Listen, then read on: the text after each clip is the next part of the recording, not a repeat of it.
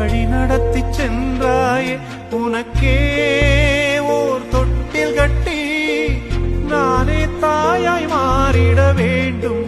ஆராரிராரோ நான் இங்கே பாட தாயே நீ கண்ணுறங்கு என்னோட மடி சாய்ந்து